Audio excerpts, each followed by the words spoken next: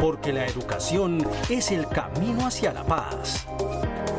Nosotros vamos donde están las historias, buscando la verdad de maestros que hacen grande Colombia. Y todos sus protagonistas tienen su espacio en Encuentro. Hola, muy buenos días. Bienvenidos una vez más a Encuentro, el programa institucional de la Federación Colombiana de Trabajadores de la Educación, FECODE.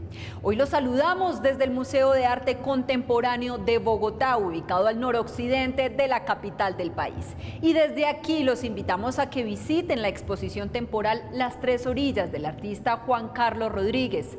Mi nombre es Carolina Ávila y a continuación un avance de lo que veremos en nuestro encuentro de hoy.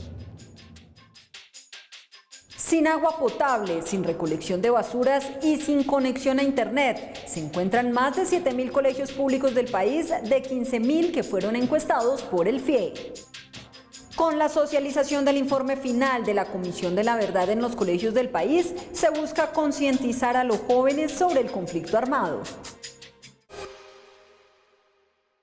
Una encuesta diagnóstica avalada por el Ministerio de Educación Nacional y adelantada por el Fondo de Financiamiento de Infraestructura Educativa en el país para identificar el panorama en esta materia demostró que de 15.000 instituciones indagadas, cerca de la mitad no cuenta con agua potable ni servicio de recolección de basuras, entre otros servicios públicos. Durante el balance de trabajo del actual gobierno, el pasado mes de junio, el Ministerio de Educación Nacional, junto al Fondo para el Financiamiento de la Infraestructura Educativa, dieron a conocer un informe encuesta diagnóstico que realizaron durante el gobierno de Duque sobre la infraestructura educativa oficial del país con el fin de identificar el panorama actual de las instituciones. En el proceso participaron 68 entidades territoriales certificadas, es decir, 581 municipios de 29 departamentos del país, para un total de 15.458 registros de sedes, las cuales evidenciaron varios hallazgos, entre ellos las pésimas condiciones en materia de servicios públicos. Los resultados de la encuesta demuestran el estado calamitoso en que dejó el gobierno Duque a la educación, en particular a la infraestructura educativa.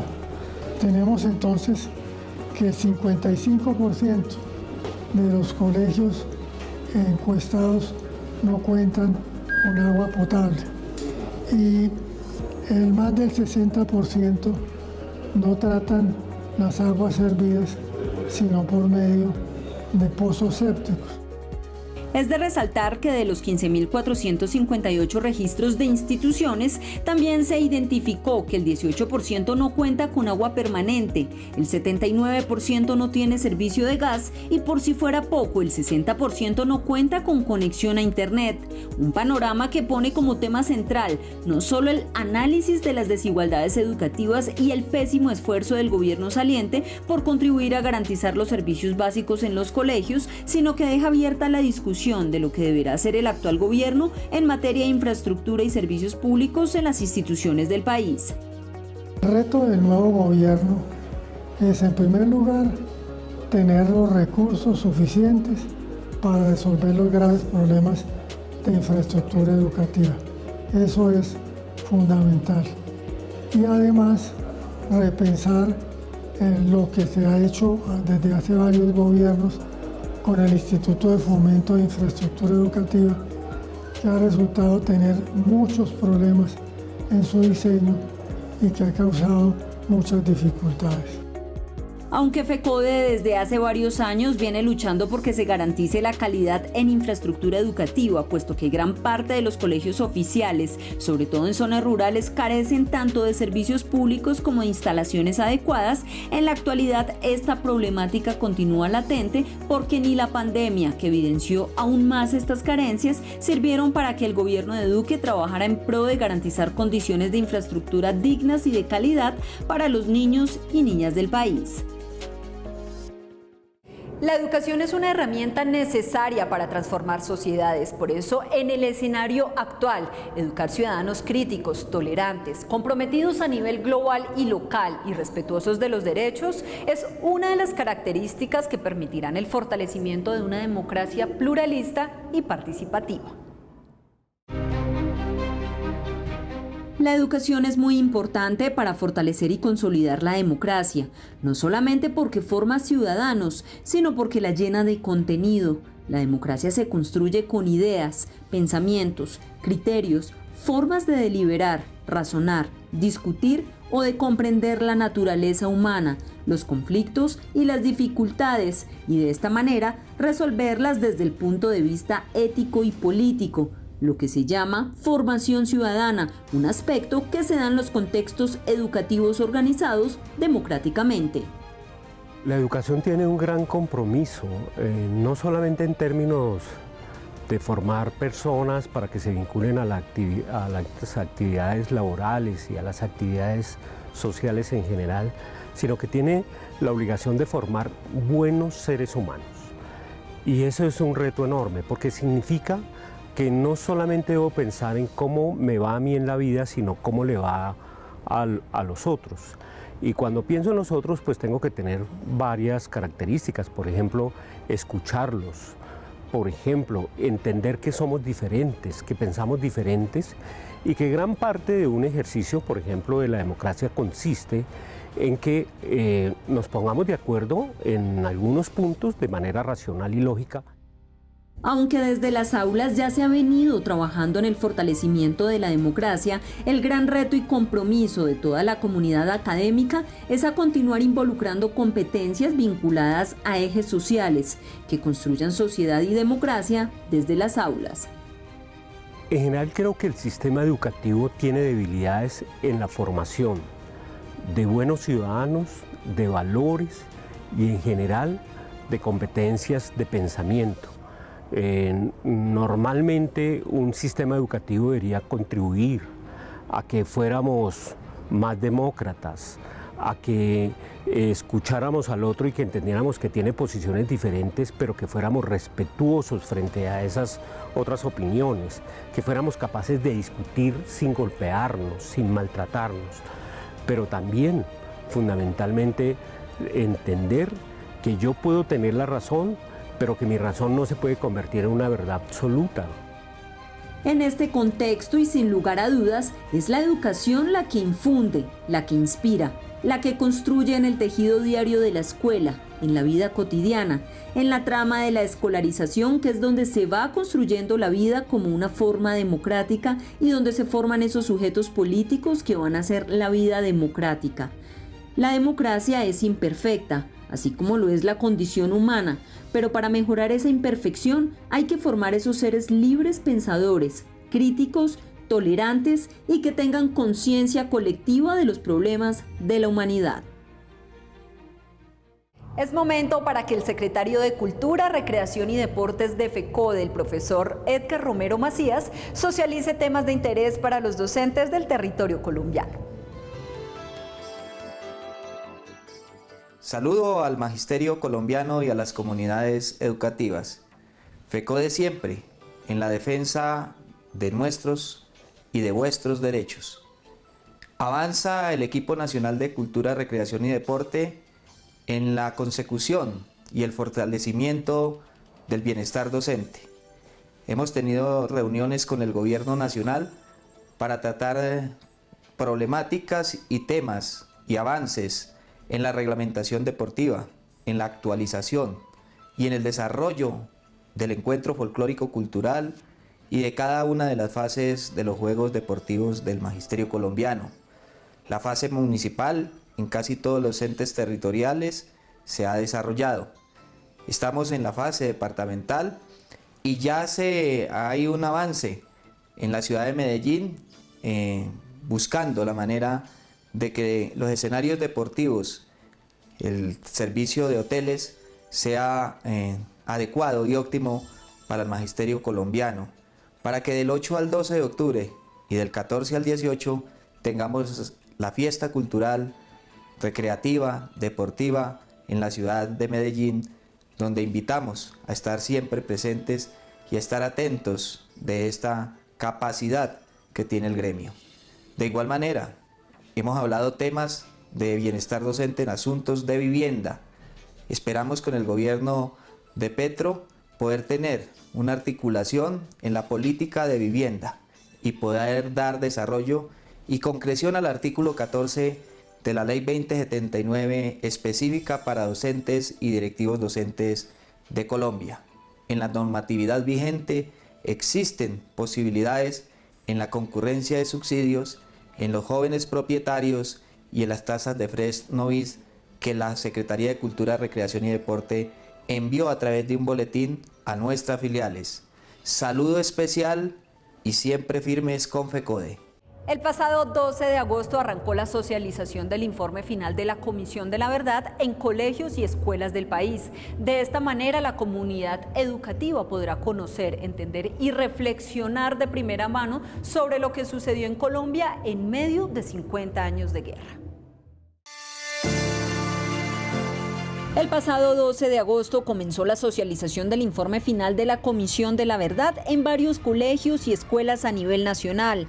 Una decisión que ha sido apoyada y respaldada por FECODE, el Ministerio de Educación, varias secretarías de educación, Educapaz, el Centro de Memoria, Paz y Reconciliación del Distrito, entre otras, quienes han defendido el hecho de que tanto estudiantes como docentes, directivos docentes y comunidad en general puedan conocer de primera mano y a través de videos, diapositivas o lecturas las diversas problemáticas que desencadenaron el conflicto armado en Colombia y a su vez reflexionar sobre diversas formas de resolución de conflictos. Es para que los niños de Colombia se eduquen a partir de la historia como pasó. Y por eso con el ministro Alejandro Gaviria vamos a llevar a las escuelas, pero esto lo tiene que tomar sobre todo el mundo del magisterio para colocar nuestra historia de verdad y ayudarnos a comprender cuál es nuestra verdadera identidad, que es una identidad de bellísimas comunidades indígenas en todas partes de nuestro mundo afro y también de la historia de lo que ha sido la lucha de nuestro pueblo por la justicia y por la esperanza.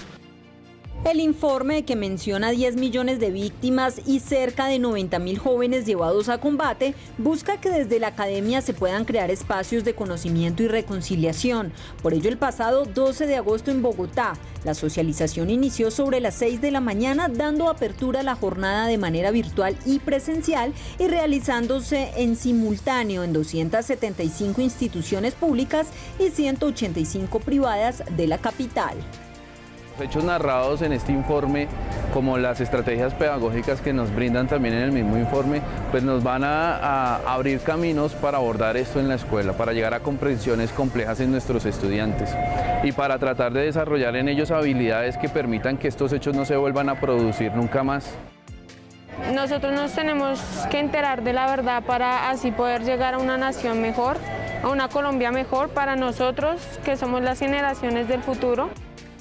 Y quiero invitar a todos los estudiantes, a todos los docentes, a todos los directivos, para que no le tengamos miedo a la verdad, para que conozcamos la verdad de primera mano y que todo lo que nos ha ofrecido la Comisión de la Verdad lo pongamos en práctica en la escuela, reflexionando, analizando y transformando vidas.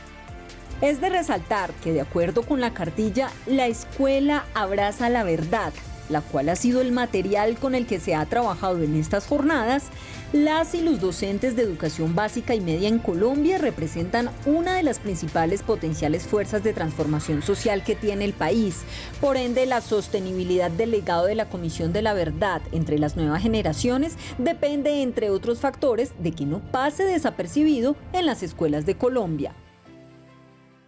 Y en el marco de la campaña La Escuela Abraza la Verdad, hoy analizamos el capítulo La Colombia fuera de Colombia, que da cuenta de las personas que tuvieron que huir del país por razones de seguridad en medio del conflicto armado, calificando al exilio colombiano como uno de los más largos del mundo.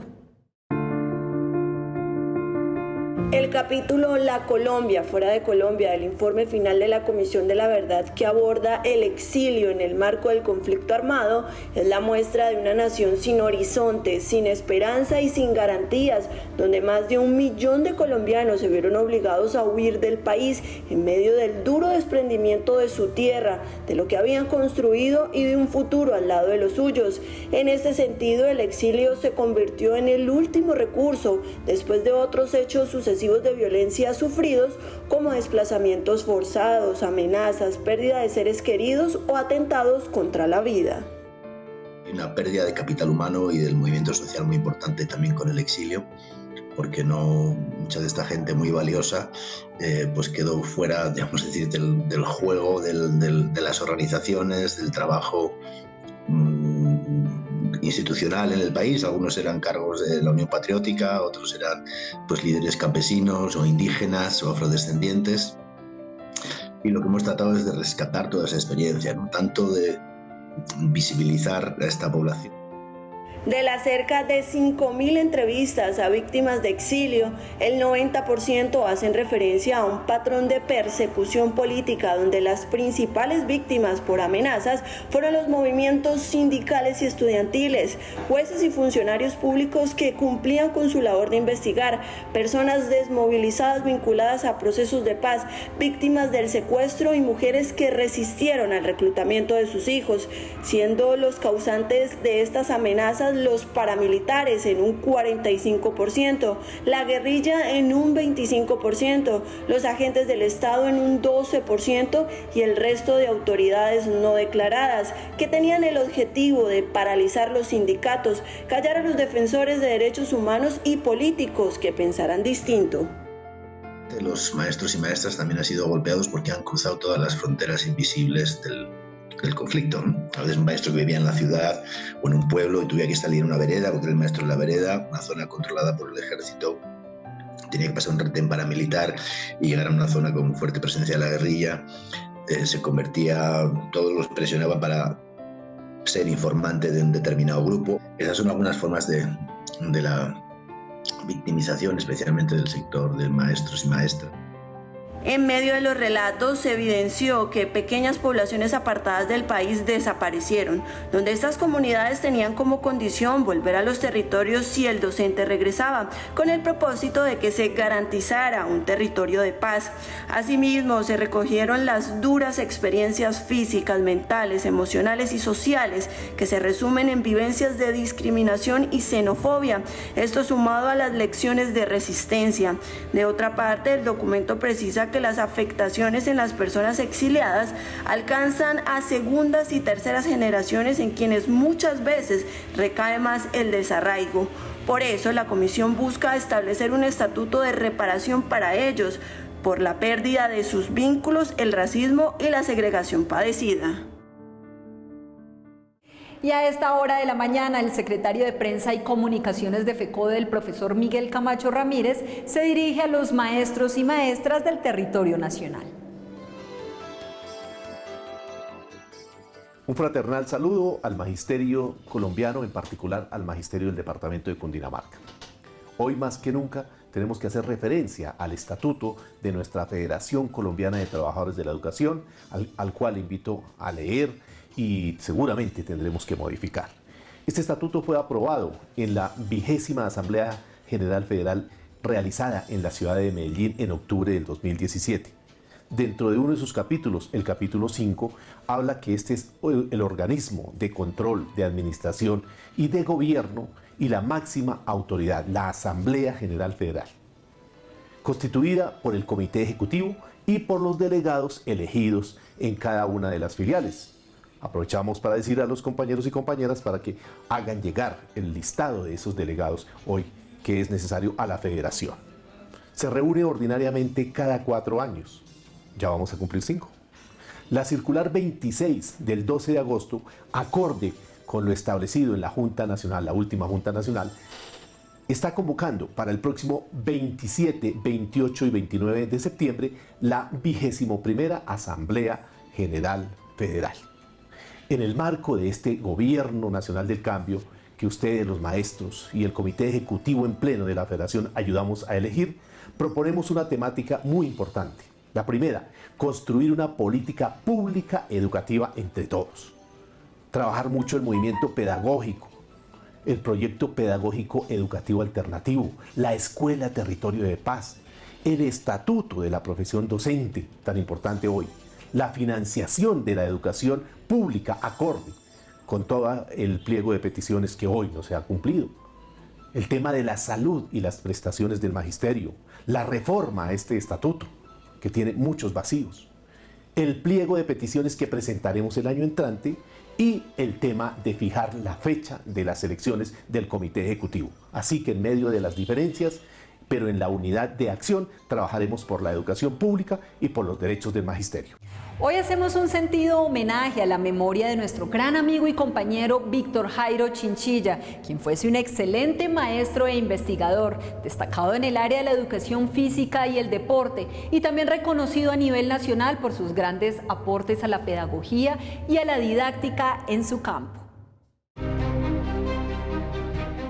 La importancia de la educación física se comprende cuando se reconoce como un proceso de desarrollo humano y una potencialidad que el hombre tiene para adaptarse a la vida y a su entorno y para mejorar sus capacidades a través del movimiento.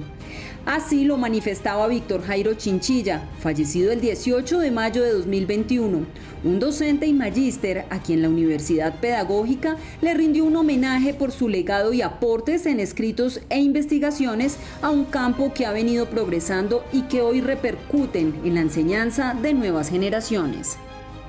Un hombre difícil de que encontremos otro, porque él era un apasionado por su profesión, por la educación, por el joven, el respeto al joven, el respeto a la naturaleza, el respeto a los animales, el respeto al otro y a la vida.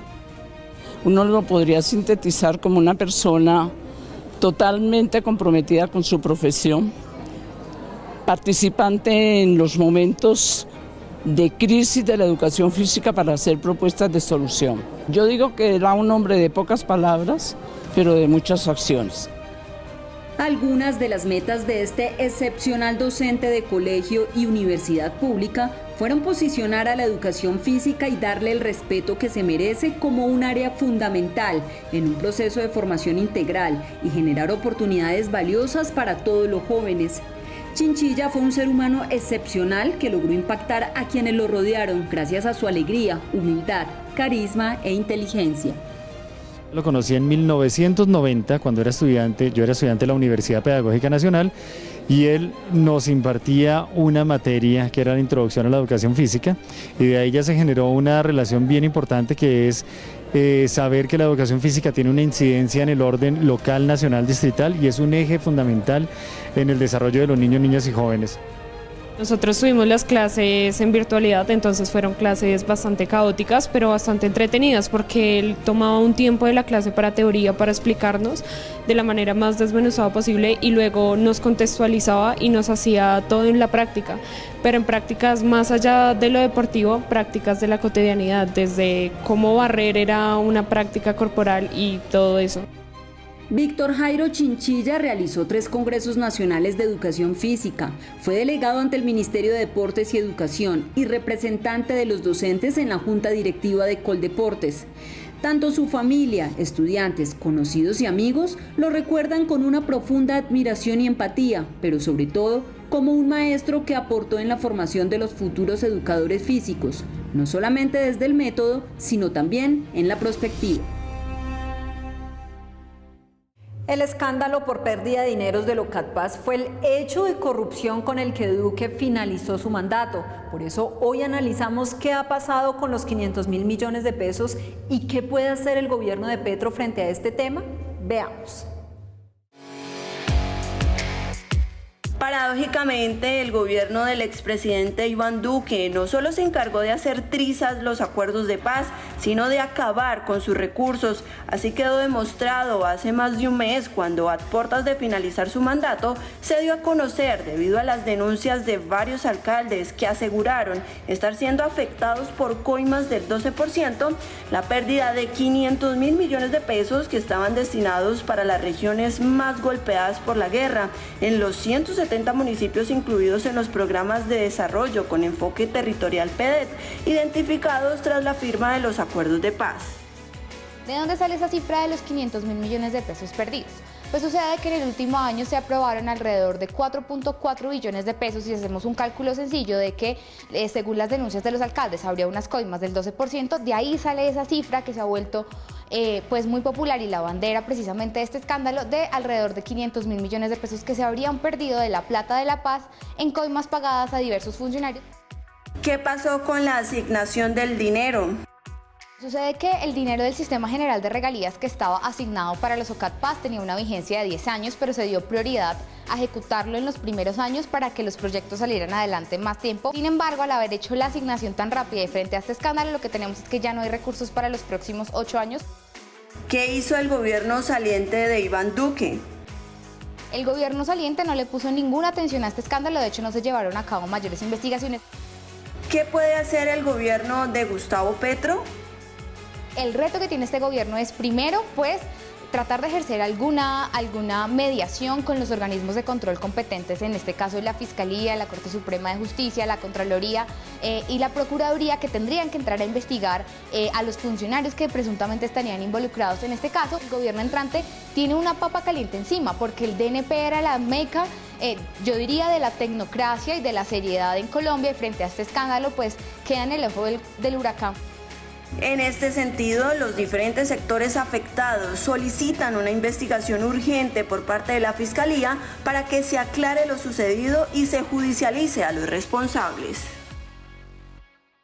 Y no podemos finalizar nuestro programa sin el editorial del presidente de la Federación Colombiana de Trabajadores de la Educación, el profesor Nelson Javier Alarcón Suárez. Muy buenos días, un saludo cordial y fraternal a todos los maestros y maestras, administrativos, directivos docentes y comunidad educativa en general. Desde el Comité Ejecutivo de FECODE queremos felicitar por la vida institucional de Simana en sus 70 años de lucha, de historia, de convicción, pero también 65 años de la Asociación de Educadores ADE en el Distrito Capital de Bogotá. Todo nuestro reconocimiento por esta vida, por esta lucha, por esta entrega en defensa de la educación pública, en defensa de los derechos de los maestros y maestras, por eso nuestro reconocimiento. De otra parte, del Comité Ejecutivo de FECODE, reiteramos nuestra solicitud al señor Ministro de Educación para que se reprograme la reunión, la cual no pudo llevarse a cabo por cuanto el Congreso de la República lo convocó a un debate de control político. Hoy se requiere inmediatamente podernos reunir en el transcurso de esta semana para buscarle soluciones inmediatas a la gran problemática que hoy se está viviendo en la educación y, por supuesto, hacia los maestros y maestras de Colombia. Necesitamos buscarle soluciones rápidas, concretas, para poder establecer diferentes criterios y ajustes al cronograma de los cursos de los 8.000 de los maestros y maestras del 1278, ya que tiene que ajustarse este cronograma para darle una mayor celeridad y que por fin los compañeros y compañeras puedan tener su ascenso y reubicación, pero a la vez definir una fecha de efectos fiscales como le hemos propuesto al señor ministro en reuniones anteriores y que debe ser con base en lo pactado y acordado con el gobierno anterior.